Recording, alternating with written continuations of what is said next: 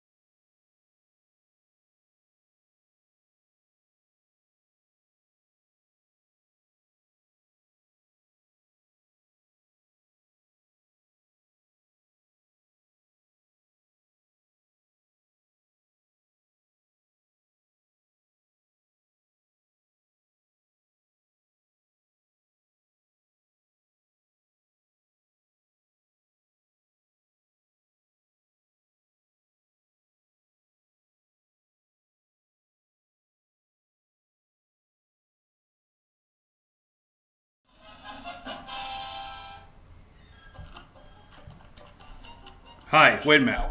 It's a Warner Brothers television production. Hold on a second. The Bugs Bunny Show. The Bugs Bunny Show. Hold on. Give me just a second.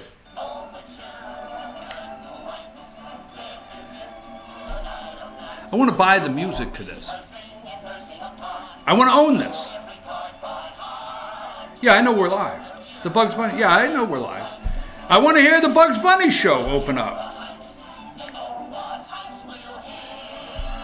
On with the show. This is it. All right. Okay, whatever. Sorry, folks. Everybody could just relax a minute. I mean, on with the show. I want to buy the music to that. I wonder if it's on discount. I wonder if it's on the discount window yet. The music to Bugs Bunny. Because that's the way I want to open and close the show because... All right. So, a couple things. You know, corruption always comes with a parting gift. And I want to thank one of our viewers, one of my favorite research. You are the research department. You are the research department out there. So I like to go around in the morning at 4 a.m. and click on different websites and see what their headline is and see what this one's headline is. And yes, I see Chick-fil-A is not welcome at a college. And am I going to be outraged today? No, I know the colleges and I know Chick-fil-A is not welcome and I know you and I are not welcome and the LGBTQ community is welcome. There's 97 people over here that don't care. They just want a chicken sandwich and some waffle fries and some Chick-fil-A sauce and they're studying and the 3 LGB over here, 97, we'll give them 5, all right, 95 to 5.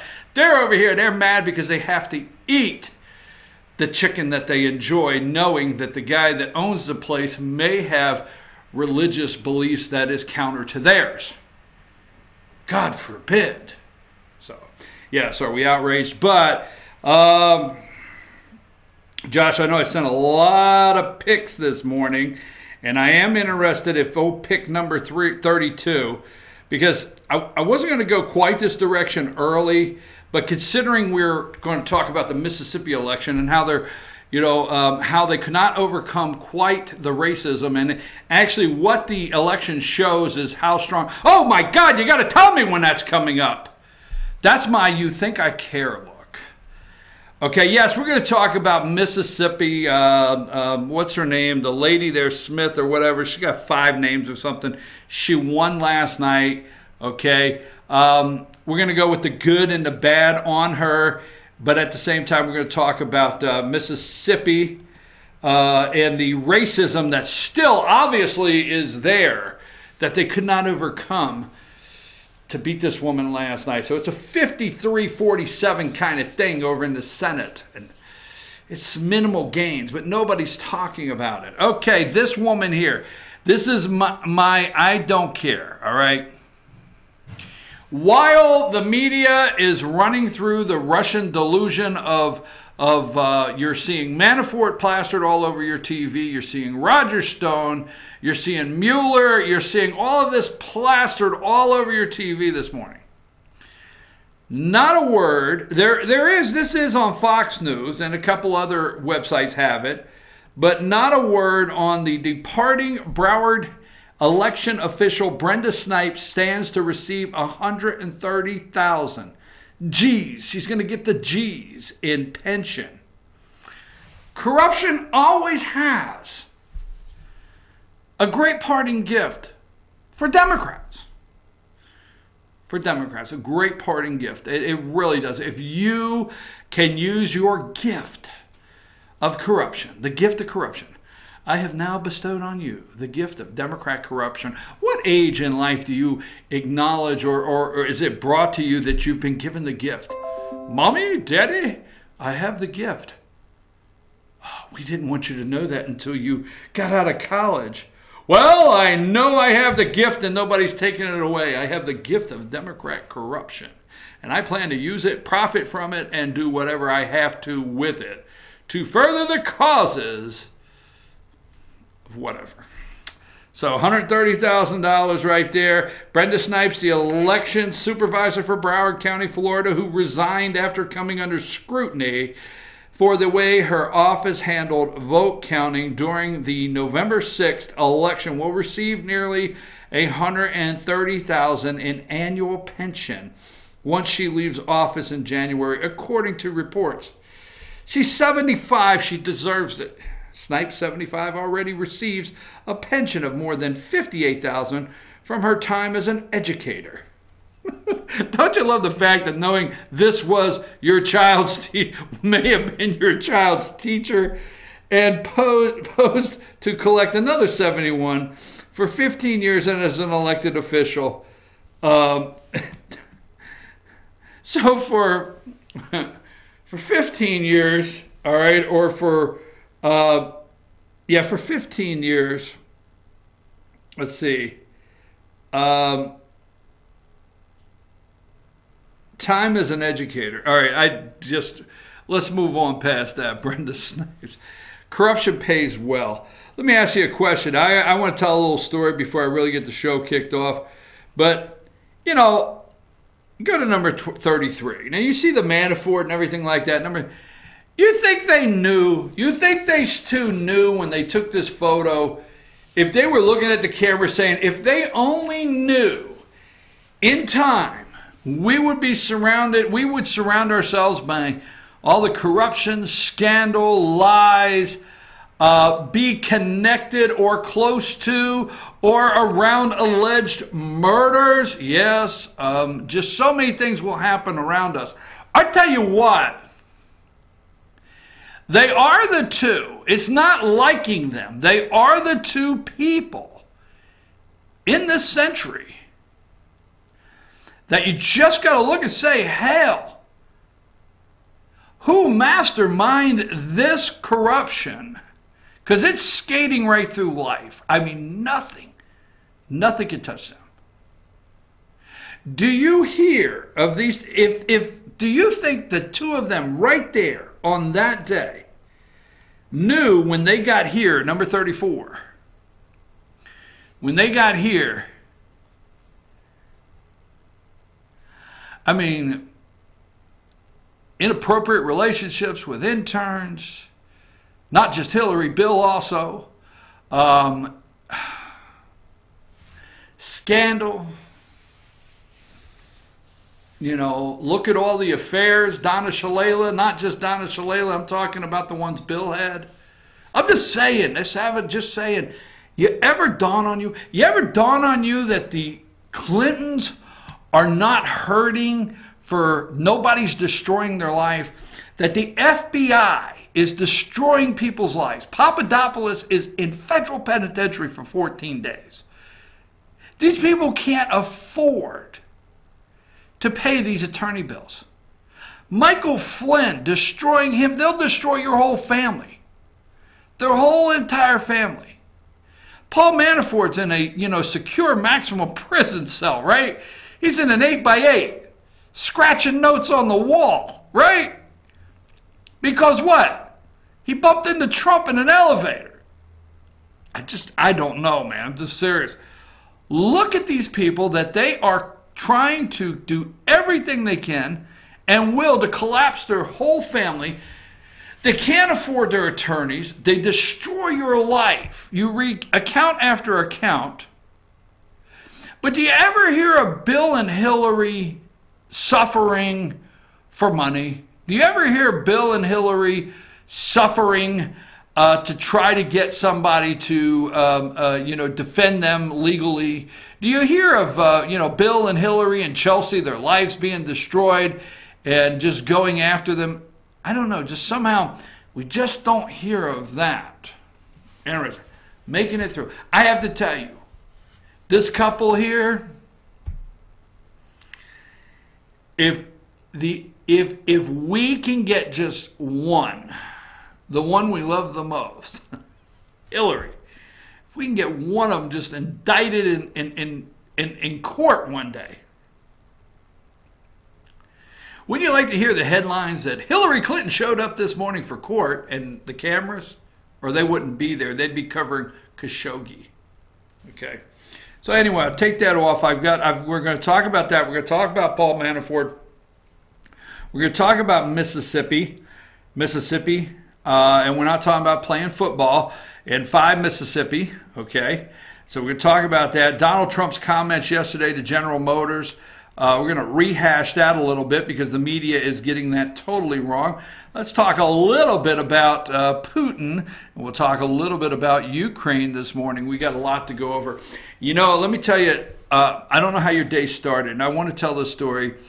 I want to tell this story because it's a little funny. First of all, if you turn the vacuum cleaner on at 5:30 in the morning, that's not a good start. So anyhow, I'm getting the oats. I like my oats. I mean, doesn't everybody like their old-fashioned oats? I don't like the minute oats. I go there. I don't get the minute oats. I get the old-fashioned oatmeal. Old-fashioned. I mean, so I get my oats out this morning, and I want I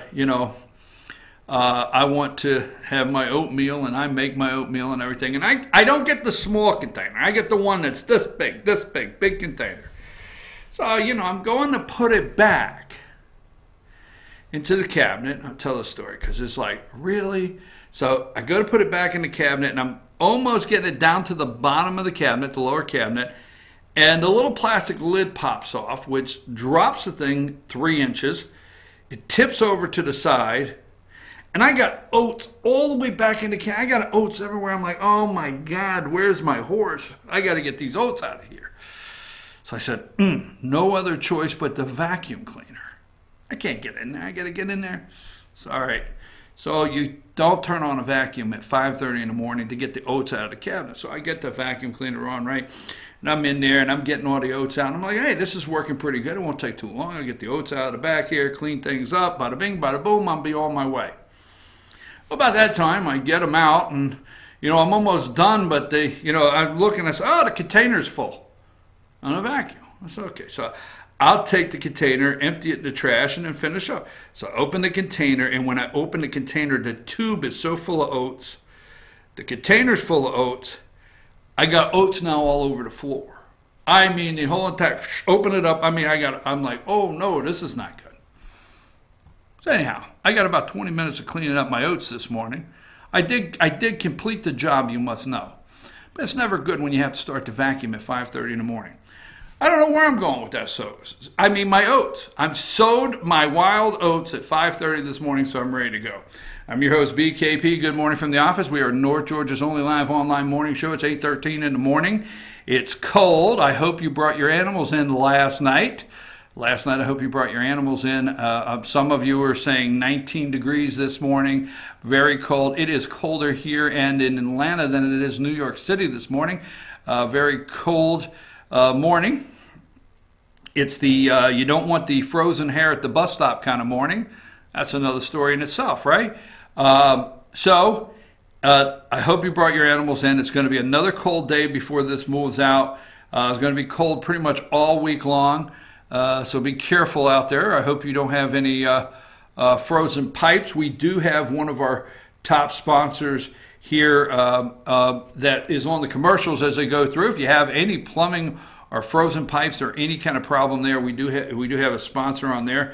We'd like for you to check out if you need help with plumbing problems right now. We hope you're not experiencing those.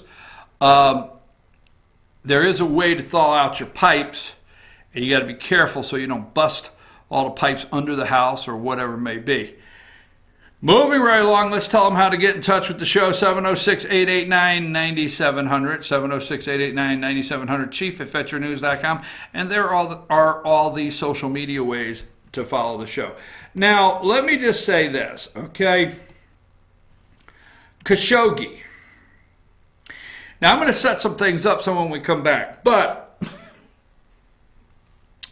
I just want to say this. You know, if you notice the media, they love the fact that they're pronouncing it. I love this when it was first thought that Khashoggi was killed in the Saudi Arabian consulate in Istanbul, Turkey.